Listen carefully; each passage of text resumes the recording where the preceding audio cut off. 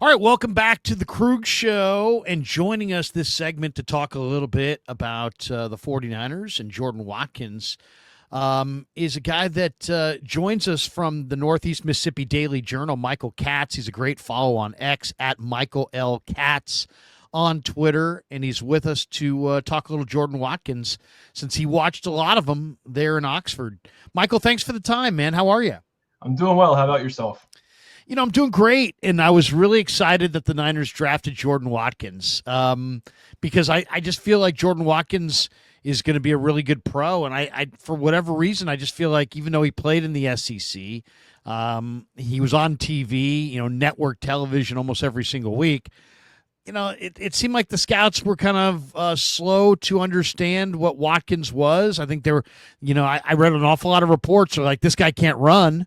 And I'm like, that's interesting because I watched him run really well this year. And then when he ran for the stopwatch, he ran 4.37. But, there were a lot of people that were kind of all over the map on his NFL, pedigree, whether he was going to be a guy who was going to make it, whether he was a guy that he was even going to be drafted. It seems like the reports were all over the place on Jordan Watkins.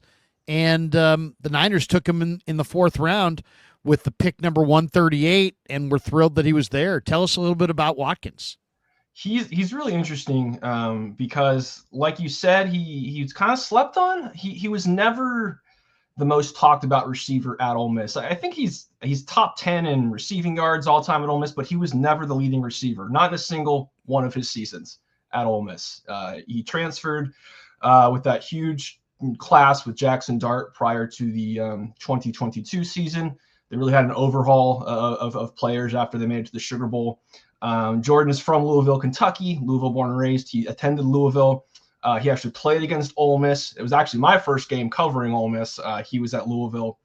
Now, obviously, he makes his way over here. And his first year here, they had some pretty good receivers. They had a gentleman named Jonathan Mingo, who was a second-round pick by the Panthers.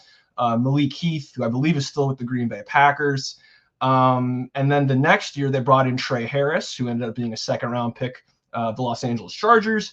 They brought in a guy named Juice Wells, who was a really highly touted guy out of South Carolina. He was just never really seemed like he was the focus of things, and he battled injuries. He broke his hand in 2023 and was still somehow returning punts, which I still, for the life of me, I will never understand how that's even possible. But that was part of the reason why he decided to come back for his last year. Then he had hamstring issues. But I think the big thing for Jordan was, and this sounds, it's unfortunate for Trey Harris, but when Trey Harris got hurt for Ole Miss, he had a growing injury, and he was probably going to win the Biletnikoff Award with how well he was doing. He got hurt, and that really opened things up for Jordan because you think of him size-wise as kind of a slot guy, and that's where Ole Miss had him a lot. But when Trey Harris went down, they started moving him around. And I think the coming out party was that game against Arkansas where he had 250-something yards and 6 touchdowns. I've never seen someone that wide open before. I mean, just truly, it was every time the ball was in the air. I'm going to share the screen and let people watch it as you're talking about it. Here, he caught 8 balls for 254 yards and an Ole Miss record 5 touchdowns. And here's basically all 8 catches. But talk a little bit about the game, because I saw this game on television, and I knew all about Trey Harris. I knew all about Juice Wells. I didn't know anything about Jordan Watkins, and all of a sudden Jordan Watkins takes this game over and really turned it into maybe the most statistically dominant game of any receiver in all of college football all season. Yeah, I mean, you think about the good Ole Miss receivers that they've had, and DK Metcalf and A.J. Brown and Elijah Moore and Laquan Treadwell, and this is the best game an Ole Miss receiver has ever had, and it's a guy who a lot of people didn't know about coming into there. But that's just kind of been his story. He's a pretty low-key guy. He's not a rah-rah guy. He's very businesslike, soft-spoken. It's funny, whenever if you ever needed the ambassador when things are going bad, Jordan Watkins was always the interview because he would always say the right thing. they were like, there's certain guys, after a loss who are going to come talk to you. And Jordan Watkins was one of them because he's always going to say the right thing. He's not going to get too emotional, anything like that. He was just always this cool, calm, collected guy. And even when he was going through some stuff with the injuries, I actually didn't know this until he told me a couple weeks ago, but his hamstring injury was so bad last year at the start of the season, and they had Juice Wells and Trey Harris and all these guys. He actually thought about redshirting and transferring for his last year. And Lane Kiffin and Charlie Weiss Jr. Told him, hey, like, we need you. And it was really after that Kentucky game where he started getting going, and then obviously the Arkansas game was really the coming out party. But the Ole Miss offense was just very different when he was an active part of it. And I think he plays all three levels of the passing game. You can throw him the short stuff, you can throw him the hitches, all that, throw him the middle. And then, as you can see in these clips, you can throw him a deep ball. And then when you've got a quarterback who throws a nice deep ball, you're going to get opportunities. And, again, the thing with, like you mentioned, with Jordan is the speed was always the question. And that was, looking back on it, it's really weird because he ran a 4.37, which is, there's no question there. But he even admitted it too. He said that, that was a question going into it. No one really knew how fast he was. And part of that, from what he said, is, in the Ole Miss offense, if you aren't getting the ball, you aren't always running full speed on the backside of plays. So when he wasn't the main target, which was a lot of his career, you don't really get to gauge, how fast he is. But I thought he'd probably run in the 4.4s after that Arkansas game. I was like, okay, he's plenty fast.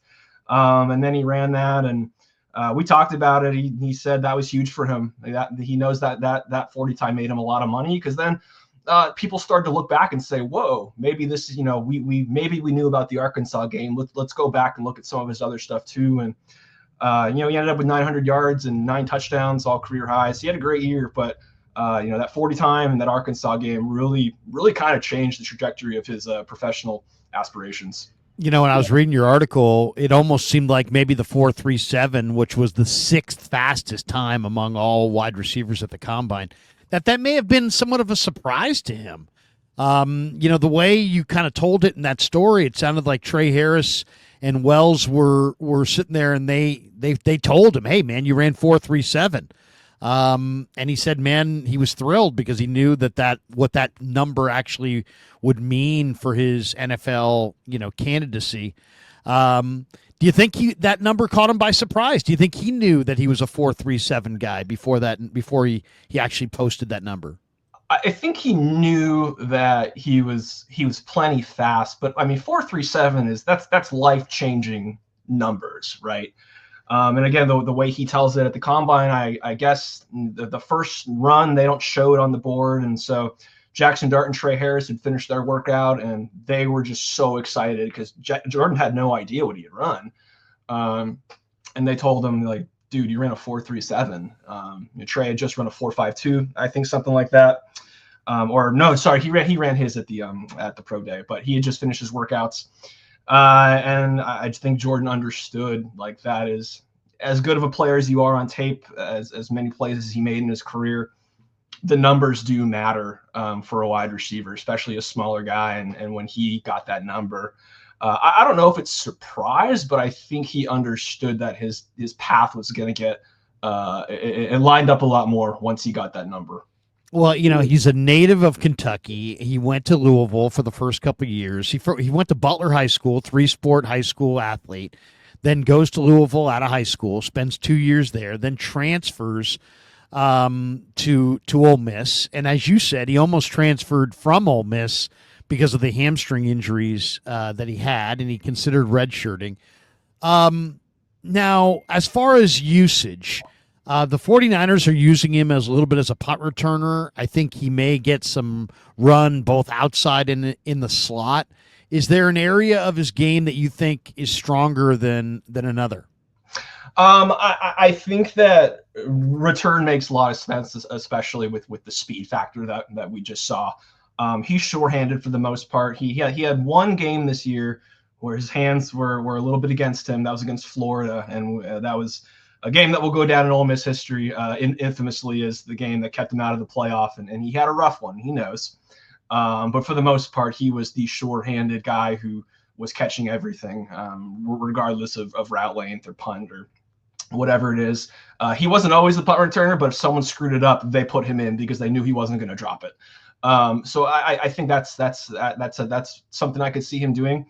I think that the slot does make a lot of sense, but I think you can hand him the ball too. I mean, you can run sweeps with him. He did that a little bit earlier in his Ole Miss career when he wasn't as banged up. He's got the deep speed to do stuff outside. I think putting him in a box as a slot receiver is I don't want to say doing him a disservice. I mean that makes the most sense probably where he starts. And there's opportunities there from what it potentially sounds like. And he's really good. He works the middle. For a guy who's not huge, he's really tough. He'll take the hit. Again, sure-handed. He can run every level. But I think putting him outside every once in a while, he's going to catch some corners off guard with that deep speed. So I think there's going to be opportunities. I think the slot, like you brought up, probably makes sense to start, but I think you can move him around and have him do a lot of different things, because at Ole Miss, when he started moving around, that's when he really took off, and that's when the offense really took off this year too. 65% of his snaps this year, I'm looking at the numbers, were outside.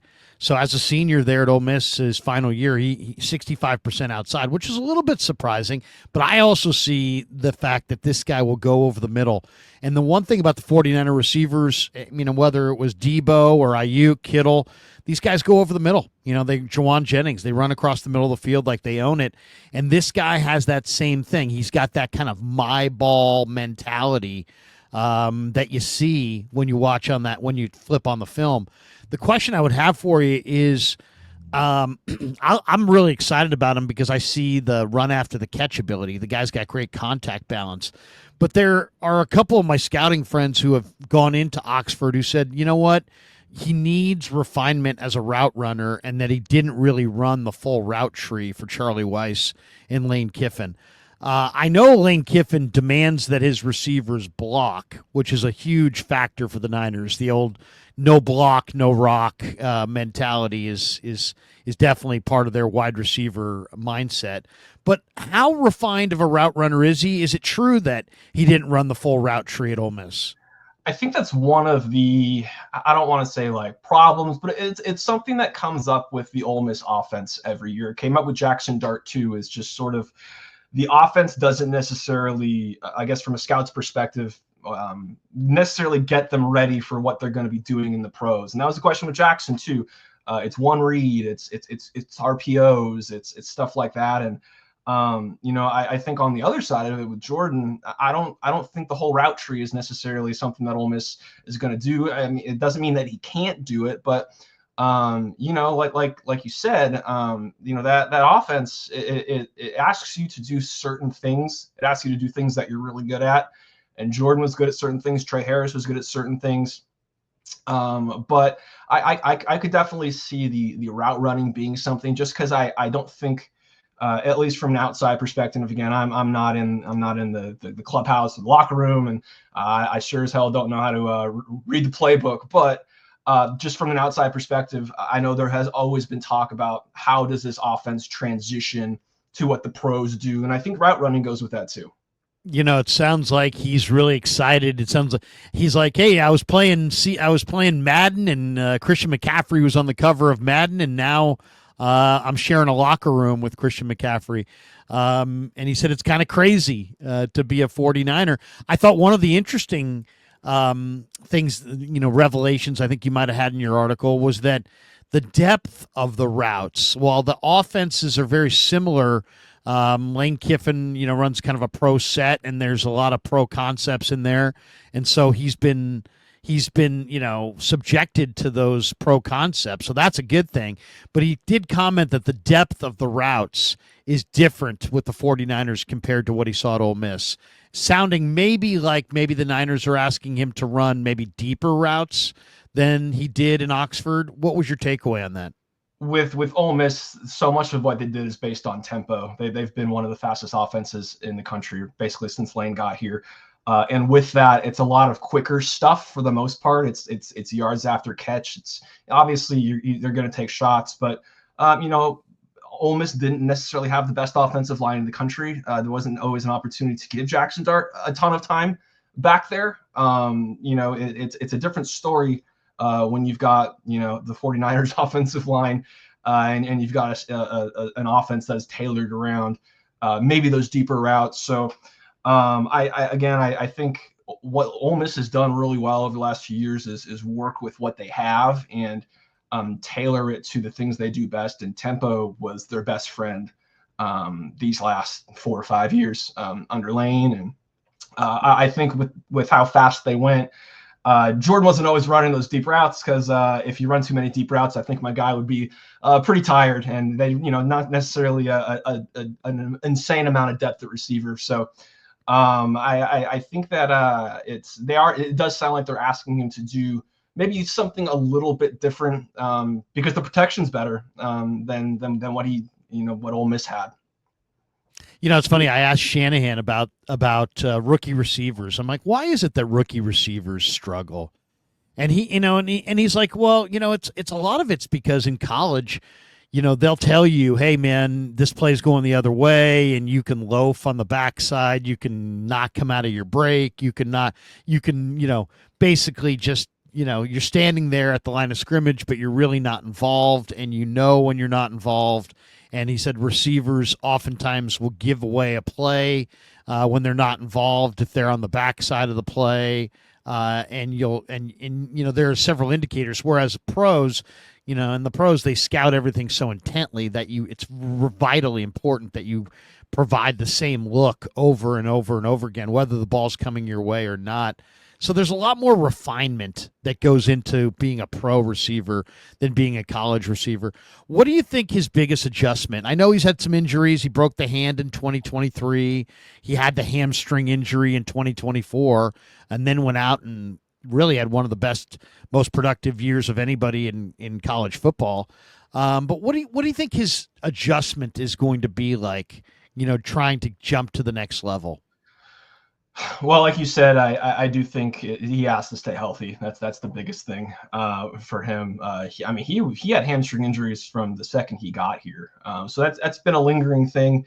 Obviously, sometimes worse than others, but he hasn't been healthy a lot of his Ole Miss career, and you can't imagine that gets simpler if that's something that happens with you in the NFL too. But I think that playing at a slower tempo than what Ole Miss did is probably going to be a bit of an adjustment because it's so Ole Miss didn't huddle. It was everything was Jackson gets the play, they're lining up. I mean there was always 20 seconds at least left on the play clock when Ole Miss snapped the ball. Again, they've one of the fastest teams in the country, just in terms of plays run per game and tempo and things like that. So I think that running an offense that maybe, I don't want to say slower, but isn't based so much on go and tempo is going to be an adjustment. And I think that's it's going to be an adjustment for the New York Giants and Jackson Dart. It's going to be an adjustment for Trey Harris. It's going to be an adjustment for Jordan Watkins. I think that when you play in an offense that is predicated on speed and never taking your foot off the pedal in terms of play speed, I think that can be an adjustment. And then the things that go with it, like we talked about with route depth and even if you're on the backside of a play, still running your route and going all the way through. I think things like that are going to be an adjustment. That being said, I think that Jordan is the type of guy, just in knowing him for, I guess, 3 years. 3 years I knew him, and he was always one of my favorites to talk to. He's a really smart kid, really hardworking. He's not gonna let things get to him. And then the physical things, again, that speed, you can work with that. So I think eventually he's going to be a really nice pro. It just might take some time to get used to maybe a little bit less tempo. It's interesting reading your piece, I guess, on draft weekend. Day one, he's day one, he's like, man, I went golfing. I went golfing on day one of the draft, probably smart. Then he said he went to Texas Roadhouse for dinner with his family on day two. Wasn't sure if he would go in round 2 or 3. He wound up not going in round 2 or 3. Then they held a family party on day 3. It sounds like in Louisville, and he was out front playing catch with the sons of one of his mother's friends. When he got the call from John Lynch that, hey man, you're going to be a 49er. I thought that was kind of interesting. I also thought it was interesting how, it's clear that, that he's a father now, right? I guess he welcomed a new child into the world before the Oklahoma game. How much do you think having a baby as a college student has matured him?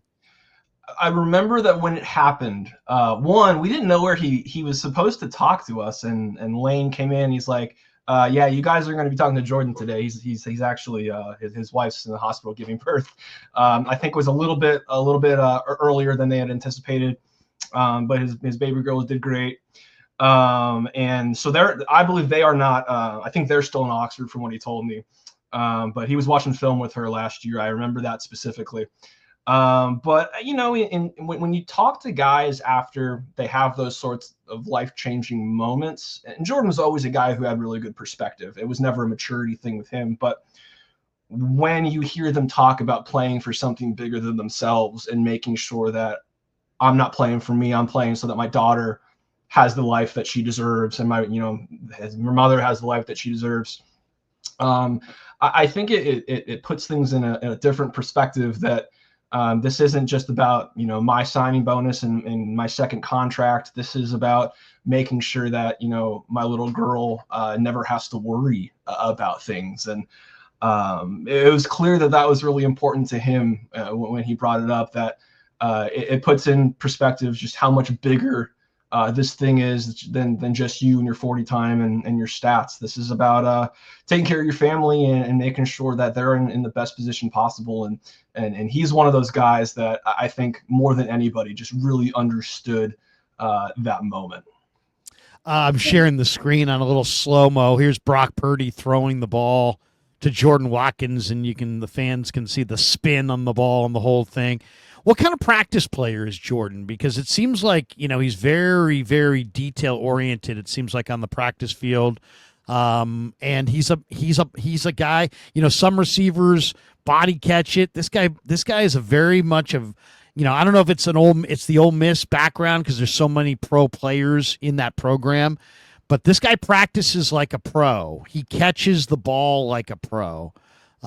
Everything about him screams out 3 or 4 year vet, and obviously he's a rookie. So it's really a testament to Kiffin and Charlie Weiss and the way they run their program. But so many of his traits on the field scream out 5-year vet, and he's a rookie. So that it really speaks volumes about that program. 100%. Pro mindset is sort of the mantra that they brought in when Lane got here prior to the 2020 season. And, it's one thing to say it, but Lane runs this. Listen, his previous job, after getting fired from SC, he was under Nick Saban, the most detail-oriented man maybe in college football history in terms of how to run the program and make it like an NFL type, organization. And I think Lane took a lot of that from Nick Saban, and he's talked about his admiration for Nick Saban. He calls him the GOAT. He really likes Saban a lot. And I think that when you see the way Ole Miss practices, it's very regimented. There's no lollygagging. It's by the minute, and it's very organized. The funny thing with Jordan Watkins was he was always in a black jersey because he was always hurt. So we obviously would see Jordan practice every once in a while, but it was always like, well, Jordan's wearing the black jersey because he's got a hamstring pull or he's got a broken hand. So as the season would go on, practice availability would become a little bit rarer. It's always open a lot more in the fall, and then as they get into the heat of the season, it's maybe once a week, and then maybe not at all. But no, Jordan was seeing Jordan practice it's like finding unicorns sometimes, just because I think they understood that he knew what he was doing. You didn't necessarily always need to get a ton of work with him. He and Jackson had just such a good relationship, and maybe there's a little gamesmanship too in terms of what you show the media and the availability versus what you're doing when they're not there. But yeah, Jordan Watkins was a lot of the Ole Miss receivers were played through some injuries and maybe weren't always full-time practice participants, but they were always engaged. They were always there. They were always doing what they could. And like you said, it's a professionally run organization, and you see it with the way that they handle their business. It's really impressive. Oh man, they produce wide receivers. I mean, didn't they produce AJ Brown way back, and Dante Moncrief? Yeah. Thinking of several of these guys. You mentioned Laquan Treadwell, but it's like year after year. I'm a big Trey Harris fan. I think Harris is going to be great with the Chargers. Juice Wells, I think, is underrated. I mean, the wide receivers that have come out of this program in the last decade, it's an impressive list, and and some of these guys go high in the draft. Some of them don't go high in the draft, but they almost all produce in the NFL. So, Michael, thanks for jumping on and giving us a little thumbnail sketch on Jordan Watkins.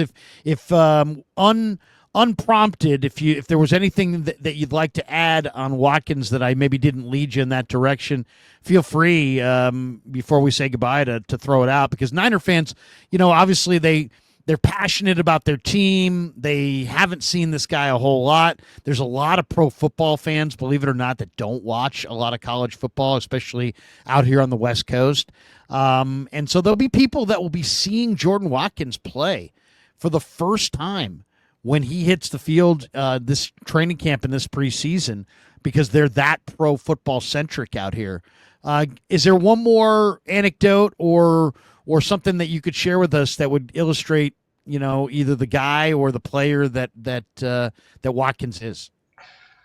I think my biggest thing would be, obviously you're going to see the stuff on the field and through clips and through game day and stuff like that. But I think where you're really going to gain appreciation for Jordan Watkins is when you see him in a press conference or interview setting, because you are going to say to yourself, there's no way that this is a rookie, that this is a guy who just got out of college, because he's an adult. He's so mature.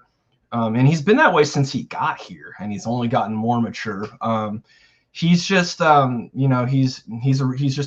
a guy that, listen, I know in this business, you root for stories, right? But when Jordan Watkins got drafted, I was happy for him because he deserves it. He's been through a lot. And he was just always really helpful. I did a big feature on Jackson Dart right before the bowl game, and I had a great one-on-one with Jordan, and they were just telling stories about Jackson and their relationship and things of that nature. He's just a really personable guy, one of the good guys, and I think that you're really going to gain an appreciation for him when you see him in media settings, and his personality and his maturity is really on display. I think 49ers fans are going to love him. Michael, thanks again for your time, man. Thanks for jumping on. We appreciate you. Absolutely. Thank you so much. Michael Katz from the and Mississippi Daily Journal, and he's a great follow on Twitter, on X, at Michael L. Katz on X. And hope you guys enjoyed that little breakdown of Jordan Watkins. Now you know more about the rookie wide receiver who you will see on the field in Santa Clara starting this summer.